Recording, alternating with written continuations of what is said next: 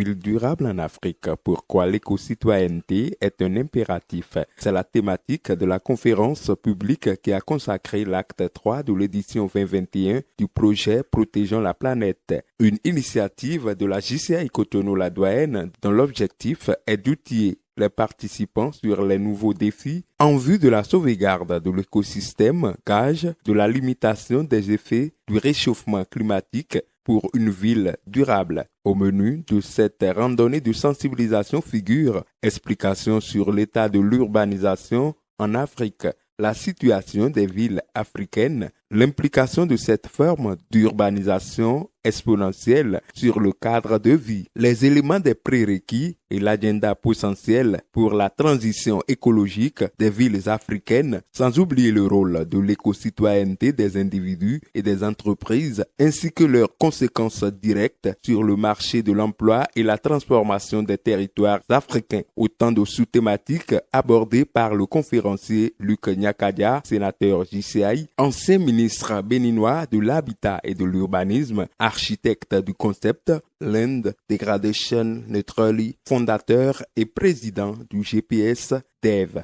Les questions sont révélatrices de l'intérêt des jeunes à la question de l'éco-citoyenneté, à son implication, à son potentiel pour contribuer à la transformation de nos villes et donc à la performance de nos économies. Et comme je l'ai dit, j'espère que chacun, en partant d'ici, va réfléchir à la responsabilité additionnelle qu'elle se donne, responsabilité individuelle, responsabilité sur son lieu de travail. Le succès connu par l'acte 3 du projet Protégeons la planète, qui a mobilisé d'éminentes personnalités, vient confirmer une fois de plus le dynamisme et le leadership remarquable de Boris Michel-Jounou et son comité directeur qui jumelle efficacité et innovation dans la conduite des projets. Conscient des actions à mener par la génération actuelle en vue de la préservation de la planète abri de l'humanité des catastrophes climatiques, le numéro 1 de la JCI Cotonou-La Douane va inviter les participants à être les ambassadeurs de la protection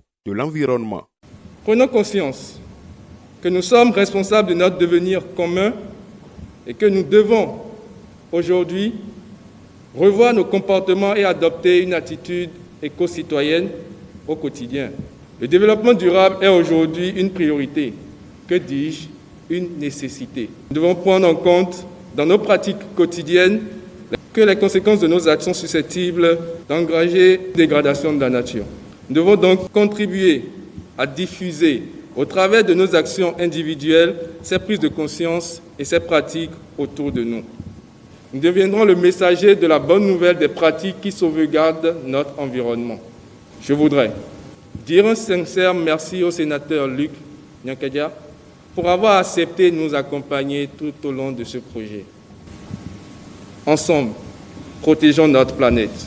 D'ici 2050, les 2/3 de la population mondiale, soit environ 6,5 milliards, seront urbains, sans oublier que de nos jours, 70% des émissions de gaz à effet de serre proviennent des activités en milieu urbain, pendant que les villes représentent 3% de la planète. Par ailleurs, selon les statistiques au niveau national, d'ici 2025, 58% des Béninois vivront en ville, selon Valérie Lawson, directeur général de la Société de gestion des déchets et de salubrité du Grand Nokoué et parrain de la présente conférence publique, instrument du gouvernement du président Patrice Talon pour l'assainissement et le maintien de la propriété du cadre de vie dans les communes du Grand Nokoué, dont Cotonou, Abomey-Calavi, Ouida, Porto Novo et Semepodi. La SGDGN œuvre depuis sa création il y a quelques mois pour garantir un cadre de vie sain aux Béninois.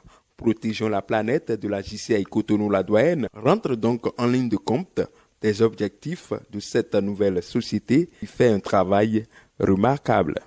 Pour nous, il était important de venir soutenir cette conférence.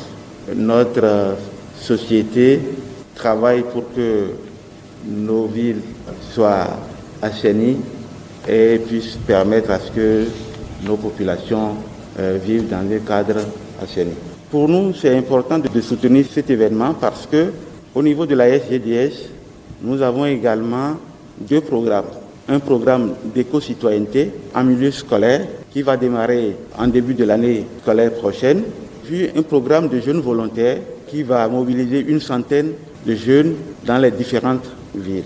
L'occasion a été propice pour la directrice du projet Protégeons la planète de lever un coin de voile sur les différentes activités ayant meublé l'édition 2021 de ce programme environnemental et communautaire mis sur orbite depuis 2019 par la JCI Cotonou, la doyenne.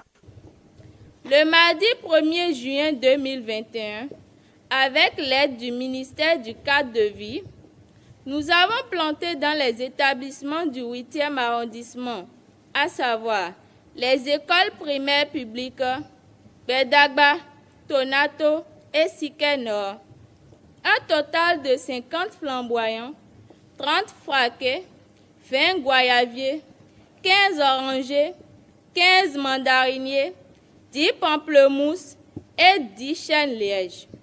Satisfait de la qualité de l'organisation de la présente activité et du leadership prôné par Boris Michaud-Zounou et son équipe pour le compte de la mandature 2021, Valérie Larson, directeur général de la SGD Chienne, entend pérenniser le partenariat entre son institution et la JCI Cotonou, la doyenne.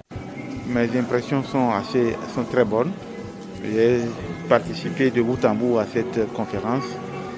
J'ai beaucoup appris des choses pour pouvoir améliorer le programme d'éco-citoyenneté en milieu scolaire que la SGDS prépare. Au registre des autres partenaires de ce projet, la ville de Cotonou, Crédit ONG Chaque enfant a droit à la vie. L'acte 4 de l'édition 3 de Protégeons la planète est prévu pour le samedi 19 juin prochain avec à la clé une course verte à pied et à vélo dans les rues du 8e arrondissement de la ville de Cotonou. Événement couplé avec l'assainissement des tronçons de la dite localité haute de la marche